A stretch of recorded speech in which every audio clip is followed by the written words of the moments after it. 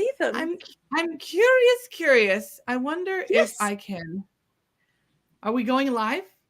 We're live. We're here. Are we? We're live? We are live. We're live. My goodness. I wonder if there's a way. I'm going to see if I can change my settings. No, stay in the studio. Edit? No, that's not the right button. All right. What are you trying to do? Oh, the studio is very stark white. And it's blowing out my skin. And I'm curious if there's a dark mode. I don't know. Grand Arbiter. Settings, layout. But you can go full screen. And that will definitely remove. Audio general. Landscape or portrait. No. Yes. So hello, Scone Mistress. The Grand Arbiter. Hello. We are observing. I am studying the ancient arts of the steam yard that Madame Askew has become an expert on. Yeah. So, Grand Arbiter, in the lower right-hand corner of the studio view, in the little colored square, is a black square that has expands mode on it, and if you do that, then you won't be blown out. Hello, everyone. Hello, good evening. How do you do? We're so happy you're here, Scone Mistress. Thank you so much for joining us over on the Twitchies. Twitch. We're so happy you're here. Welcome, everyone. We're so delighted to be back. It's been a pretty long time. Yeah. So I caught the plague finally after almost 5 years of avoiding it. It was a long time. You've dodged it for many moons. Yes, I have. I've been very, very fortunate. I felt very lucky. But I did get it, and I was absolutely laid flat by it. And struck down in your prime. The plague does suck, indeed, Scone Mistress. It's terrible. It's the worst. I'm still tired. It struck the Scone Mistress's entire clan. Her entire cadre have been the party. It was a TPK. Total party knockdown. It was more of a TPC. Yes. But we're here. We're so happy to be back. In between all of this, so we got back from Seattle and our super secret wedding adventure there. We came in to July full ball, ready for adventure, and immediately I found that I was absolutely so ill. So we missed all of the middle part of July, so we bracketed July, but very happy to be back. And this coming weekend, we have some fun adventures because book club is on Sunday. So that's going to be delightful. The books start coming and they don't stop coming. That's right. That's right, Grand Arbiter. We're here for the books. Poor Scone Mistress says, all three generations, child, parents, and grandparents. It really was a TPC. So I hope you're all feeling more the thing. Hello, welcome, everybody. If you are watching us on one of the platforms we're on, please say hello in the comments so we can say hello back to you. We're so happy you're here. We're dying of loneliness. Well, honestly, it's the second time we've used this platform, and so we're getting used to it. Hello, Captain Charity. The Grand Arbiter is having his own little moment. I'm fine. Everything is fine. It's just it's just terrible. Life is filled with terrible. Grand Arbiter, guess who's here? It's June. Hello, June. You should put it on screen. You should make sure June sees. Yes. Oh, June, Lady June Squirrel, we love you. We're so happy you're here. It's so good to see you. virtually.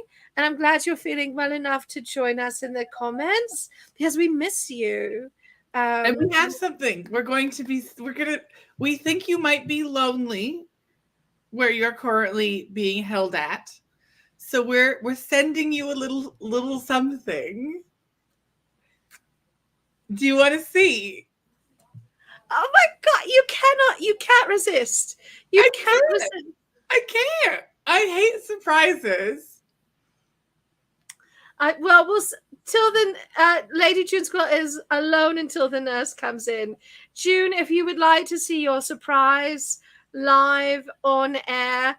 All right, okay. Grand Arbiter, who cannot keep a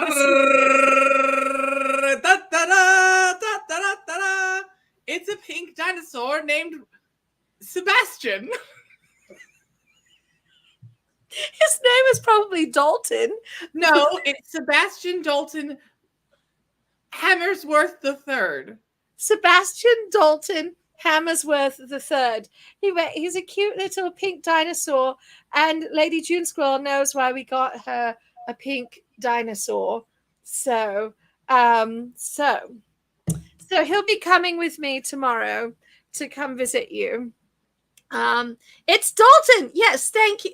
Sebastian Dalton Hammersworth III Hammersworth of the Northeast Hammersworths. Of the Northeast Hammersworths. Yes, the Northeast. All right, very good. Yes, so excellent. I'm excited. He'll be coming with me tomorrow to come visit you. So yes, and he's very special just for you. So that he can be both. He can be both. He's Sebastian Dalton Hammersworth III. Yes. Third of his name, Destroyer of Broken Dreams. And that's right, Ray. All we had to do was wave a dinosaur. That's like the magical, it brings all the queers to the yard, the dinosaur call. Ah! Ah! That's my dinosaur call. It's not very good, but you know.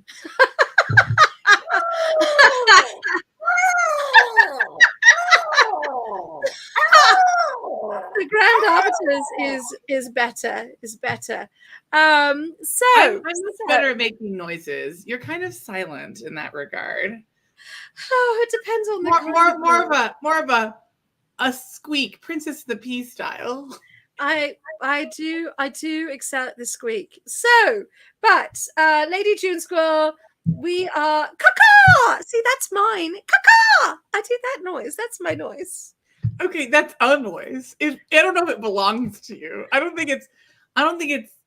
that it's a noise that exists. I don't know if it belongs to you. I feel like other people can do caca fairly well. It's my special magic power noise. Caca! No, your special magic power noise is tea kettle noise. That is actually what your superhero title would be the kettle. It's the Iron Kettle.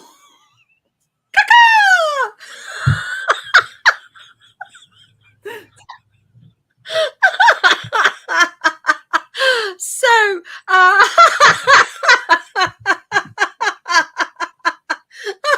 I like this. It's the official call for the cool kids. Caca!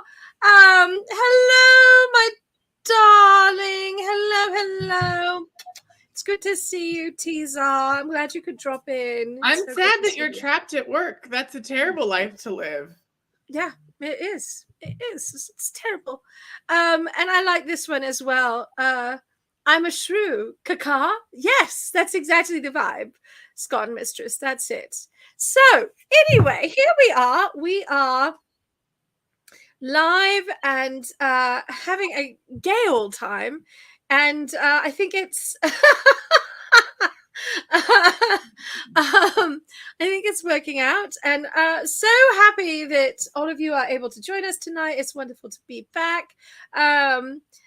Ray says, oh, this is nice. Thank you, Ray. Ray says, it's that amazing laugh I get when I'm super cracking up. That's definitely a superpower call. Thank you. It's my tea kettle. It's my idiosyncratic laugh. So, Grand Arbiter, I've been away. You've been all over creation. I had a little trip of my own to San Francisco, where I played many games of Magical the Gathering.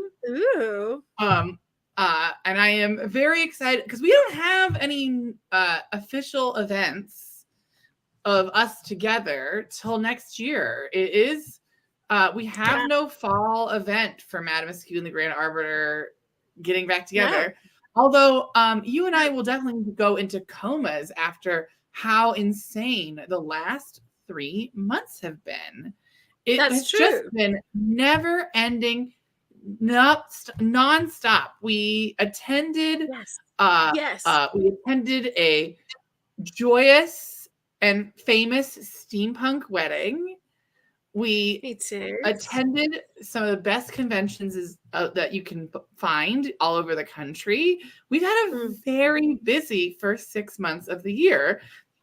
We have. And I'm, of course, must return to the salt mines, but you continue never stopping, not stopping, just continuing forever. You have so many events coming up. Yes, so I am going to be at Tucson Comic Con at the end of August, beginning of July. It's the holiday weekend that, stretches between those 2 months. And then I'm part of the TUSCon Adventure Time in November. That's a small local steampunk convention that happens right here in Tucson. I'm helping out with programming on that one. I'm very excited. It's a lovely convention. And if you're able to join us at either of those, I hope you will. We always have a grand time at Tucson Comic Con. We will have our marvelous steampunk Cabinet of Curiosities back. And oh my gosh, guess who's going to be at TUSCon? Charity! I'm so happy you're going to be at TUSCon. That's wonderful. After all of your adventures in moving, we're glad that you are returning to your roots of being a convention queen. So we're excited about that. We're excited about that. We've missed you. Missed you. We do have some pretty exciting events coming up for you, and I will be attending, not as a guest, but just attending MagicCon in MagicCon Las Vegas in October for No One Can Escapes the Gathering, which is the horror themed one. I don't know. It's gonna be great. I've been doing a huge amount of magic, so it's sort of become, I'm not calling it a hyperfixation, but I am calling it like a return. It's the resurgence. As Madame Askew is very aware, I am wildly addicted to Magic the Gathering. It's your passion in the same way. It is a passion. My passion is books. Lady June Squill, if you are feeling well enough, I would be so delighted to squire you around at TUSCon, and maybe to arrange some other delightful strumpets to keep you company and be your companion when I'm otherwise engaged. It'd be wonderful to see you out and about again. I'm so excited. We're going to do that. We're going to make it happen. It's going to be perfect. Yes. And everything's going to work out, because this is a group, at least I'm tried to not be we try to never let people down to the best of our ability. To the best of our abilities. And Captain Charity, we also need you to not implode. We miss you. We miss you so much. So that's what's coming up in the next few months. You have a class that has not yet been scheduled because due to COVID, all the classes have been adjusted. Push back. And then additionally, we've had a little bit of a loss in the family. Oh my gosh. There has been a tragic It's true. Mr. McTavish, the computer, has opened his last file and has become a very attractive brick. It's true. So on the Wednesday morning before I was boarding the airship Assam, not the Darjeeling, because so on that Wednesday, as I was preparing all of the last bits and bobs before traveling, the wonderful stalwart difference engine I use to do all of the things, the classes, the live It's the difference entrance that makes the difference. It is the difference engine that makes the difference. Yes. So the difference engine died on Wednesday, very suddenly and out of the blue, unexpectedly. So we are doing this is why I'm in a different location than usual. This is why we've been had to rejigger everything, and this is also things are going to be a mess for a bit. We're going to probably see delays in classes. We're probably going to see some delays in the newsletter. There's just going to be delays, and delays. And I think that we all understand why that's happening. It's very important that everyone be patient and compassionate, because computers and other things die all the time. And the problem is that we use that technology all the time, and it's not easy to replace it. So we're going to replace it. Everything's going to be fine eventually. It's just, we've had a lot of important tools have become inaccessible to us. Madam Askew has to learn a new system because our newsletter service that we were using has been consumed by the capitalist Ouroboros. Yeah. And it never ends. It never, ever ends. And so it is something that I want everyone to remember when they see us, is that it's not really, we try to play it off as though everything is fine all the time, but the reality is we've been running into a lot of problems lately, a lot. A lot of our streaming services aren't working the way we intended. A lot of our systems are not working as they used to. And it's just a really challenging time for us right now. And Ray, I think ultimately you're right. Things will appear as they should ultimately, but it's that weird interim period in which everything is still a bit higgledy-piggledy and a little bit, at sixes and sevens. And it has felt that way, Captain Charity. It has felt like the violence of it all. So yes, our newsletter provider just got bought up. I literally got that telegram this afternoon. So I'm going to have to export everything to a new platform. I'm not very keen on that. The difference engine died. Earlier in the year, our ability to use our original streaming setup became compromised. And also the airship Darjeeling is soon to sail off for the scrap heap. So it also has decided that this is the year to cease function. Well, it's not that she ceased functioning, Madam Askew. She has just chosen a different vocation, and the vocation she has chosen is paperweight. That's true. She's become a very large, a very stunning, fashionable, the most fashionable paperweight, as we are all aware. The best paperweights used to be motor vehicles.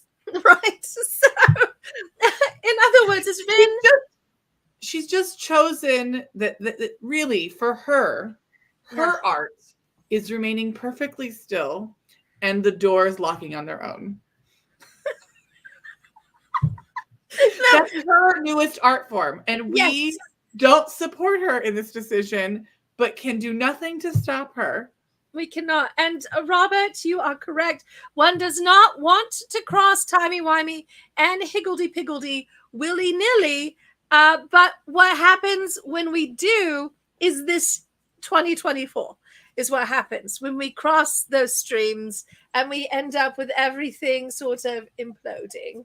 It's a lot. It's a lot for us to carry, and we're like happy to carry it, to be honest. We're strong people. We're strong. Look at me. We're strong. And look, Lady June Squill agrees. And also, Lady June Squill, we're always so happy to have you here. We love you so much. You have to do a good job of getting better. No, I've had 2 other computers brick on me this month. So we are facing, it's an epidemic of computer failure. Yeah. So we're going through it. Yeah. And not only that, but we're going through we wanted to talk about some of the biggest, for our Patreon's Corner today, we wanted to talk about we had lots of ideas, but we're really happy that our voting populace, thank you, Patreon members. Yes, good job. Speaking of which, you can join the Patreon by going to the webpage below. Look at that. Hyperlinks. Amazing. Magic. I do like, one thing I will say is I love the new platform because it does allow us some of this magic, and also the magic of being able to highlight people's comments, which I adore because you're all very funny. But yeah, so we had a wonderful, no, that's true. It is truly wanted to join the Masons so much they become a brick. Great. Yes. Oh, Darjeeling. So we put up our poll. We try and do this every week that we're live streaming. We have the Patrons Corner, and Patreon subscribers over a certain level are able to vote in that. And it was a tie. It was a dead heat between our making up a bunch of dream panel ideas and talking about fun panel concepts. We're talking about the post-convention morbs, con crash. And since it's a dead heat and I'm currently experiencing con crash, we thought we'd talk about con crash this week. And so, yeah, Grand Arbiter, con crash. So, to start, let's talk about what contract crash represents, because it represents all sorts of different drops. There's an emotional high associated with performing and being around and being present with other people. Yeah. And there is something magical about, I think about this a lot, but once you become an adult, you stop really having the kind of experiences that you had as a young person, like a teenager or someone in college, where there was sort of a buildup for certain kinds of communities. Life becomes a lot of monotonous drone type stuff, where it's just the stuff that we have to do to stay alive, right? There's this reoccurring theme of things that we have to do just to stay alive. And I think that one of the things that I think about a lot is the way in which our access to other people becomes much more difficult as we get older. I know that Askew feels this profoundly. Yes, I do.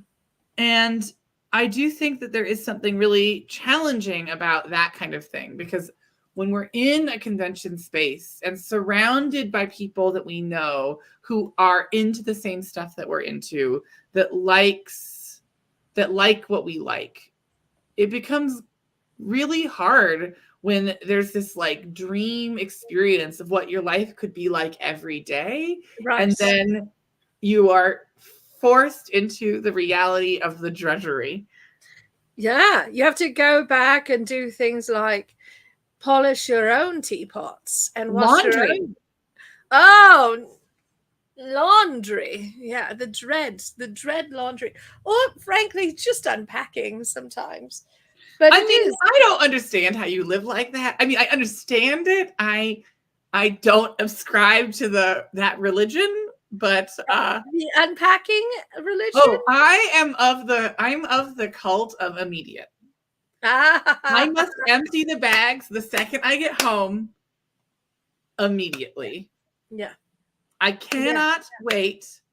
I have to empty them. And I think for me, that's a cathartic release. I have to do it so that I can like move past that space and be present in the moment once more. Yeah. The bags are filled with all of the positive feelings and things, but they're also filled with all of the like complexities of those experiences. And they all must be washed away in the rivers. I must take them to the rivers of oblivion and wipe them clean once more to return to the shelves with no memory of what they were before. So the Grand Arbiter is definitely like exposing a little idiosyncrasy that I have, which is that I'm very slow to unpack my luggage. And yeah, the moment sucks, stay in the bag. And also, yes, Ray, sometimes the bags hold all the spoons too. So for me, I'm usually quite tired when we get back from our events, and it is more of a lift for me, both metaphorically and literally, to put my frocks and things away.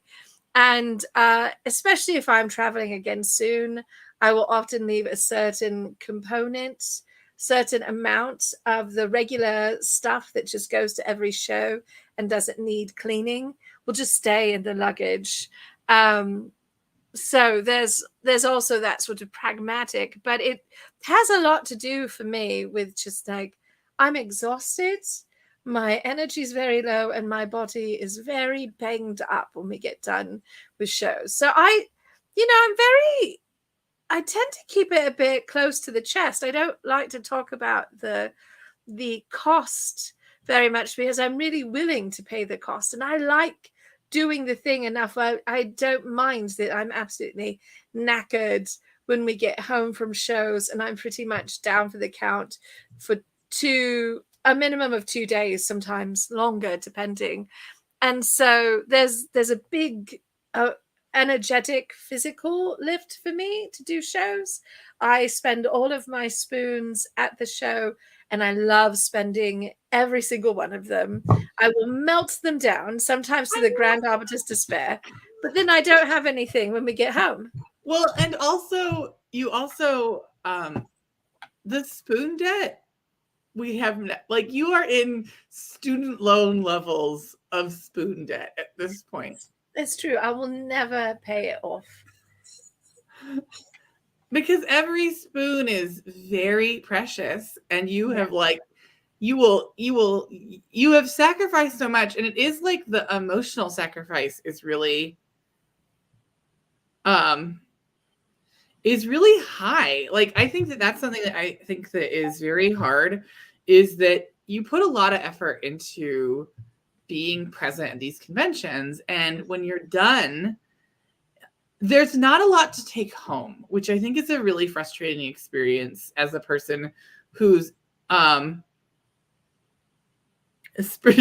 spoon jubilee. It's so good. I would like a spoon debt forgiveness program. I would love a spoon debt forgiveness program. I'd like spoon replenishment, but no, it's true. There's a big emotional component, and like Captain Charity, I am a extrovert, and I feed on that experience. And so when I can't be with all of you, when I cannot refill my energy with the time with you, then that adds to my level of exhaustion as well. And so, oh my goodness, may I say, Grand Arbiter, Yes. that the new layout, this has nothing to do with any of the conversation we've just had. The new layout, this setup that I've managed to jangle together for myself, has a little bit of a janky and annoying aspect in that it keeps throwing these MSNBC updates in front of you, me, and the comments. And I'm just, why are you nobody wants that nonsense.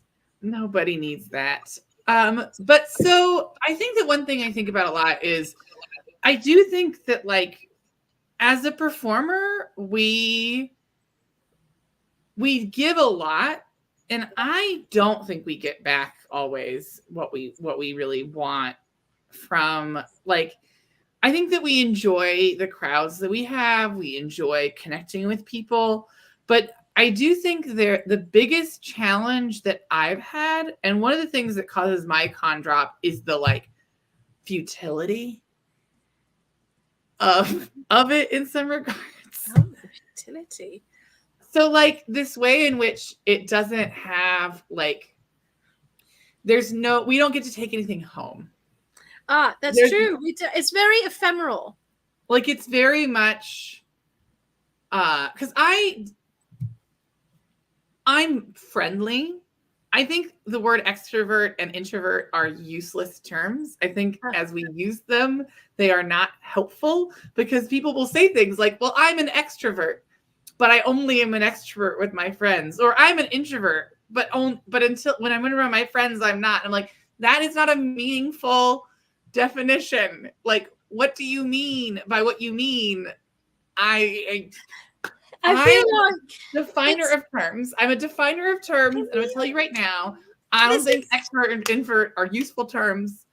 Grand Arbiter, this is what happens when you go and you get a philosophy degree. You get invested in defining the terms. I went to linguist school. I get invested in describing how they're used. Well, I mean, it's describing how they're used, but also there's how they're used and how they're said they're used, and those are often in conflict. That's true. But in this case, I would say that it's one of those things where we forget where it's not a dichotomy with extroversion, introversion. It's a scale. And so you're somewhere on this scale, and it can change for you depending on all sorts of things and how you feel and who you're around. And some of us are at more one end than the other. And so usually I'm very energized by spending time with people, and I don't typically need to recover from socializing, but I will need to recover from the lifting, the running around, the schlepping, the stress of organizing. All of those things will take its toll, but the sheer joy of being with people, usually what happens for me is I get home and the absence of people is what sort of brings me down. So. I think that's true. I think that that's true, but I think that part of it is also this, like, there's the costs of all these things that we're, like, constantly struggling against. And for both of us, I think that you and I are desperate to take something back. Yeah. And I think what you want to take back is enough so that you can be present in because your home is yours with your beautiful cat children. That's true. And I have my large bear. You do. You have your wonderful Lord Aspland, your emotional security bear.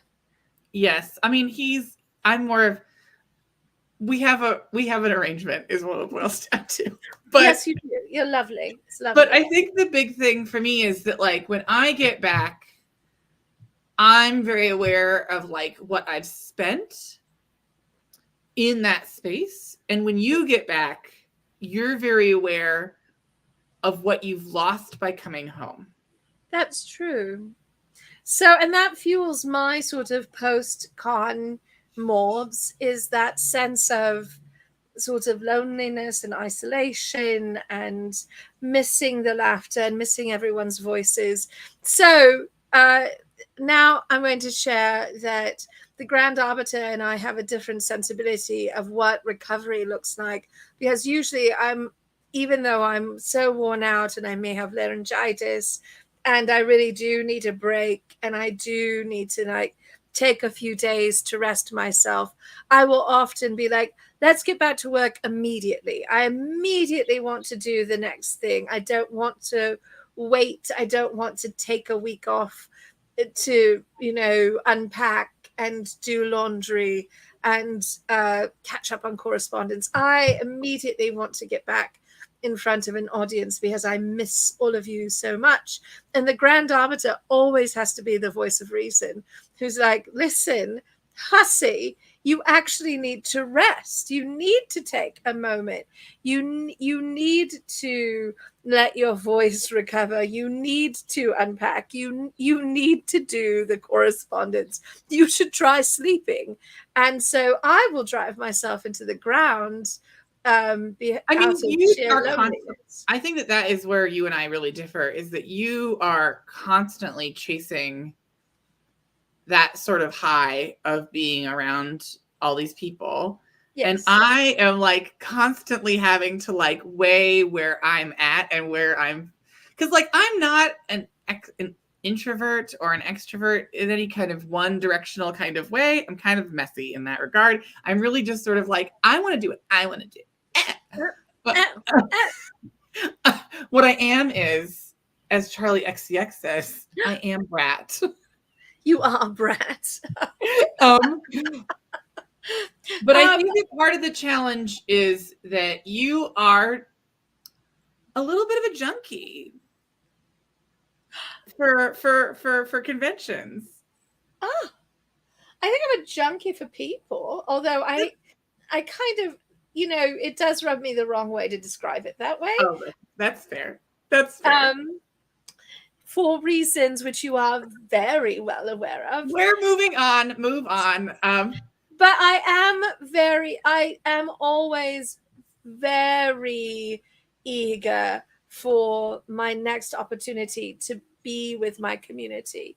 And these days, because of the nature of the world has changed fundamentally since the beginning of 2020. Yeah, really warped our whole experience of those things. So in the before times, I would tide myself over between events and conventions by socializing here and going out and doing things here.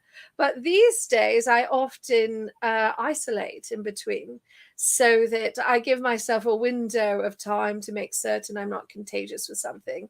And then frequently I will need to also give myself a window of time to make certain I don't pick up anything before the next performance. So there's a lot of time spent in isolation in between events, which did not used to be the case. So I also think that part of the issue also is that historically we haven't been as busy as we have been this year, actually. Like, we've always been fairly busy, but the problem is that things are really like the events used to be like a few in the beginning of the year, a few at the end of the year, and then we were done. There were like some small ones scattered in between, but there was 2 big ones at the front, 2 big ones at the end of list. Yeah. And now it's increasingly everything in that back half is moving to the front half. Yes. Which really eats at our resources, both financial and mental. Yes, it does. It has sort of everything's kind of glommed into the truncated spring part of the year, and we're both still sort of adjusting to this new reality. Also, thank you, Ray. We do our best on that front, and it is my personal pleasure to do that. I love connecting with my friends who also need to be more at home, and that we can connect. We do a lot of virtual things. And I mean, which you're all here at our virtual event, so you are aware that we do a lot of virtual things, and that sort of helps bring more joy and more sense of community and more connection, which we find deeply important. And there's a lot of magic that happens at our events. For instance, Charity found her wife via us and via conventions, and we're so delighted. For our contract, we in no way take responsibility for any hoarding of fabric situations or crashing together of costume collections. We are in no way responsible for any disputes between party members. This is between you and your dark deities. And your hat collection is yours. It's between you and your hat collections. Yes. So, but it is a thing where I think because everything changed, and there was like, there are two phases. There's the full lockdown phase, and then the trying to figure out what life is like after lockdown. I mean, we talk about it a lot, that we are paying for the cost of what we did in 2021 to this day. We were streaming every day for like 6 to 7 hours a day. For like weeks we were doing that. And then we still had an insane schedule. And we've tried to maintain that insane schedule as the world reopened, which was bad. It was bad. Yeah. It was bad. We've experienced a lot of crash and a lot of mobs, but I would like to think I've gotten better about taking some more time to recover post convention. I think you're doing fine. I think actually, hey team, pretend like Madame Askew's not here for just a second. We're talking about her like she's not here for just like a second. The real problem is that Madame Askew never really forgives herself for having a physical body that needs rest. It's just a constant parade of I'm useless and lazy for needing things like sleep and food and water. And then she sends me text messages like, "Guess it's popcorn for dinner," and I have to make a face of great displeasure. Listen, popcorn for dinner is a totally legit option sometimes. It is part of your cultural heritage. Yes. No, but the point I'm making is like, I do think there's a lot of pressure. Thank you, Ray. I think there's a lot of pressure. Y'all allowing for this. Listen, sometimes. Thank you, everyone who's defending my popcorn. Now we have to have a popcorn bucket that just says cultural heritage on it. Listen, maybe we need swag. There's a popcorn bucket that just says cultural heritage on it. The point I'm trying to make is, I think that the first thing for surviving con crash is forgiving yourself for feeling bad. I think it's really easy for us to feel like we shouldn't feel bad because we know it's coming. Yes. But like, that's not how emotions work. It's not. And I think that is like the first step, is to really just forgive yourself for wanting to not be in pain. Yes. And I think that is like, I think that's like a really important first step for surviving con crash. Charity, we won't, but I will mother. There's a finger wag in your future. Crackers are fine. I mean, it does help that I have a whole bear that will make food happen for me, even when I look at it's the bucket of my people. Oh, goodness gracious. Okay, well, No, this may be my favorite new thing, is to be able to pull the comments up onto the screen where yeah, everyone no. can see them. Yeah, no, it's a real challenge to sort of forgive yourself for not being like. I think our biggest challenges are forgiving ourselves for not working harder. Yes. And like I think a big part of it for me is I always leave a convention being like, we should have promoted more. We needed to get more people on the Discord or more people on the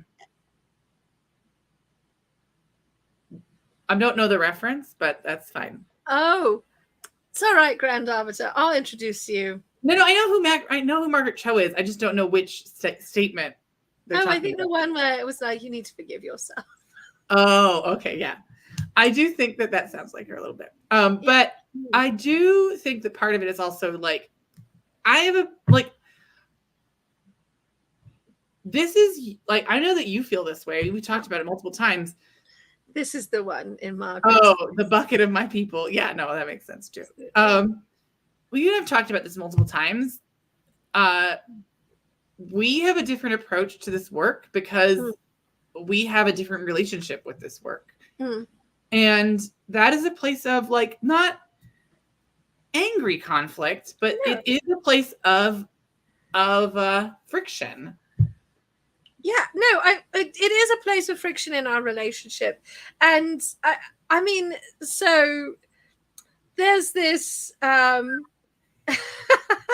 there's this thing where I will simultaneously admit that I'm a workaholic and also describe myself as being lazy.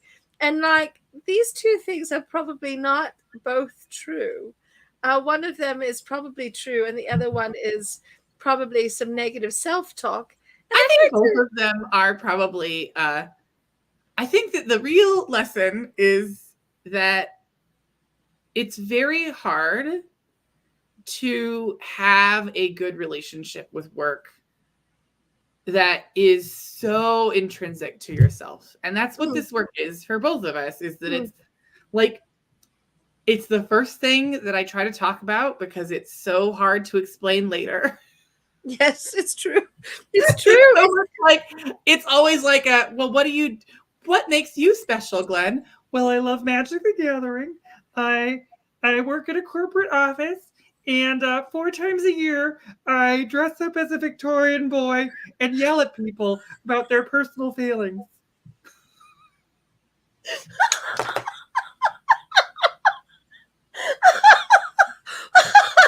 That's a terrible way to describe what we do, but also a little bit right. I mean, I do think that like taking the time to heal back up and to think about the future as not the next thing is really important. I think our biggest mistake, the both of us, this is a thing that you and I both do, is that you and I are always looking at that next thing. That's true. We are always planning 6 steps ahead because I am neurotic planner, and you don't neither of us like surprises.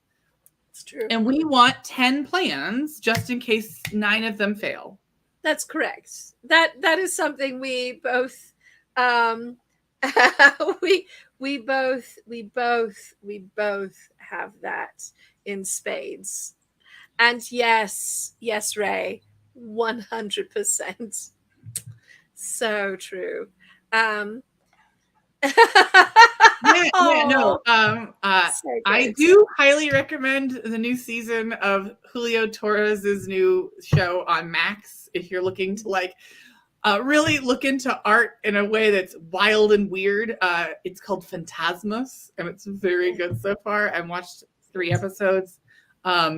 the reoccurring theme is our hero Julio is conflicted with having to prove his existence in order to live.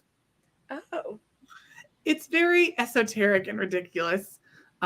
There's a lot of like little jokes in the way that Julio Torres tends to do that they're like artsy and kind of queer. It's great. Well, and we reference him on the regular. Oh, he is probably one of my favorite artists, comedians of years of work of his that like really speaks to me on a personal level.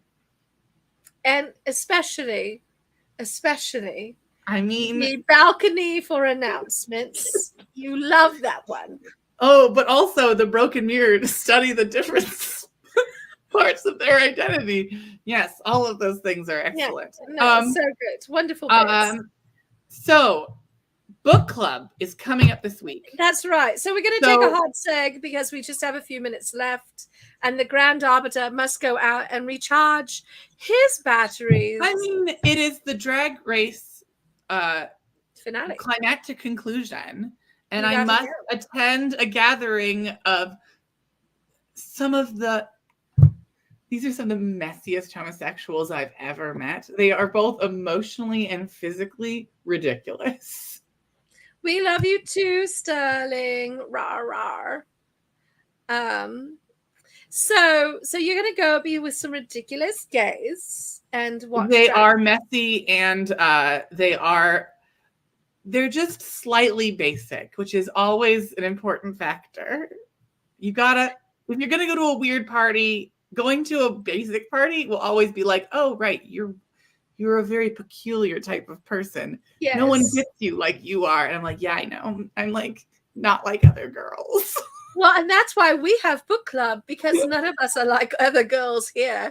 And we like to get together one Sunday a month and talk about a book that is either steampunk or steampunk adjacent. Captain Charity, I'm so happy that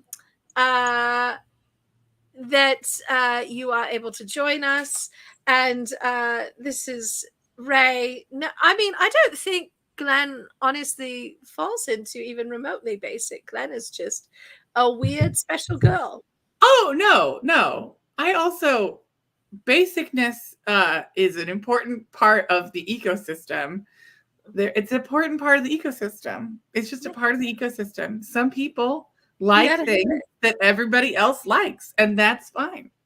Yeah, no, and also, yes, we are weirdos together who love steampunk and time travel and DEI and tea and wearing pretty clothes and supporting each other.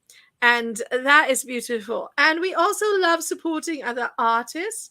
And so come to book club on Sunday at 4:30 p.m.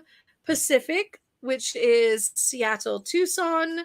That's 7:30 p.m. Eastern. So Montreal, Atlanta, New York. Ray was actually disparaging the others. They should own their basicness. I am basic in my own ways. I have my own. We all have the basic. The basicness in me sees the basicness in you, and that's okay. You know, because I know that there are some things that you like that are basic, because basic things tend to be fucking convenient, and I love convenience. I mean, I really like popcorn, for instance. Oh my god. Okay. No, but listen, anyway, my darlings, book club is back on Sunday. We're reading the 9-pound Hammer by Jean-Claude Bemis. And it's a wonderful young adult steampunk adventure story to come. As was mentioned earlier in the chat, it's a circus on a train. There's also mythology, folklore. It's going to be wonderful. We're going to have a great conversation. And I love this, Eric. This is so good. Normeste. Excellent. And Ray here for the defense of popcorn, not basic. Popcorn is, in fact, magical. It is the food of the fae everywhere. We love a popcorn. So join us Sunday. Our book club is going to be the same format as it has been for now.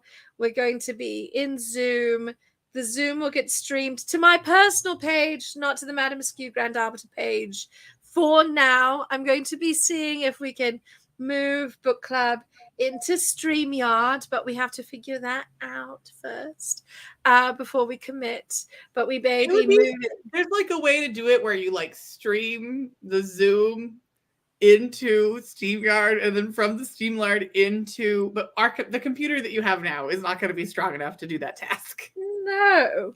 She's a delicate bird. You are really teaching her skills right now. It's true. She's like not certain she likes what I'm doing currently. No, there's a way to do like a seminar, and I'll probably try a seminar instead of our normal setup. But I'm not going to commit to anything yet. We have to practice before we commit. So book club, the Zoom link will get posted to Patreon, to Discord, and to the Facebook event page, also to our website. There are lots of ways to find us and follow us and find out information. If you want to keep up and get our monthly schedule in your inbox and find out what we're planning for the next month, then you should join our newsletter. Also, even though this is a great time because it will take us some time to get the new newsletter out. So you'll have a window where you won't miss it. Because if you don't sign up, you don't retroactively get the old ones. That's not how the system works. No, it does not. So you've got to get on it. If you get on it early, you can guarantee that Madame Askew is going to deliver it. We're going to try to deliver it as soon as we can. But again, we don't make promises that we can't keep. And we don't know what this whole thing is going to mean, where our platform was bought by a much bigger company and they're going to make me transfer all our data into a new platform. So fingers crossed. But for now, the old link works, and that's available to sign up on our website and elsewhere. So, my darlings, thank you so much for joining us today for chatting about con, post-con, crash, and just self-care in general. It is something I struggle with. I'm the worst. I'm most likely to drive myself into the ground. The Grand Arbiter really reminds me to pause and take care of myself. He's wonderful that way. But I probably will have popcorn for dinner tonight. I'm so sorry. That's I will send you a Venmo, my lord. Do not eat popcorn for dinner, you dumb hussy. Thank you, everyone. No, listen, we're all gods now because of popcorn dinners. Okay. Thank you. Yeah, great. Thank Cool. you. With this I like that we have a council of bad, imbalanced meal consumers. Lovely. I love the help. I love endorsing this unhealthy eating habits. Love it. It definitely fulfills me wholly. Grand Arbiter, you are about to go off on your adventures, but I'm going to pause you just a moment because food has no moral value. It is merely energy in to be expended. And sometimes no. I get that point. It's not that you're just eating, it's just that you're eating just popcorn. Well, I mean, I ate a lot of other. I had cabbage for lunch. All right. I just feel like you might want a protein somewhere. There were slivers of almonds in my granola. Wild. Delightful. So I am in no way shaming people for their popcorn dinners, but as a reminder, don't eat just popcorn. That way leads madness and very uncomfortable tummy problems. But if it's all you live on, it's good to have diversity. But we are not here to tell you how to eat. We're not nutritionists. I'm here to tell you how to eat. Oh, you can tell me how to eat. That's different. And also, yes, we're trying to avoid scurvy. I mean, ideally. Yeah, no, because scurvy is very nice. It is time. It is crashed the window. I will be ensuring that Madame Askew eats more than popcorn tonight. Like a weirdo. I love you, you weirdos. You weird popcorn obsessed hussies. We'll see you next time. We'll see you next time. Join us for book club on Sunday. Watch for information about the Sunday morning class. Friday tea will be back next week. We have some special guests coming in August, so watch for that notification as well. Thank you all. Please remember to treasure yourselves as we treasure you. And if you're going to have popcorn for dinner, have the good popcorn. All right. Yeah, eat the good popcorn, and then maybe make sure that tomorrow is not also popcorn dinner. Yes. Good night, everyone. You perfect, special, wonderful, magical, sparkle, glitter unicorns. We'll see you later. You're her treasures, as a reminder. Are treasures. We'll talk to you guys later. See you next week. Bye-bye, everybody. Bye.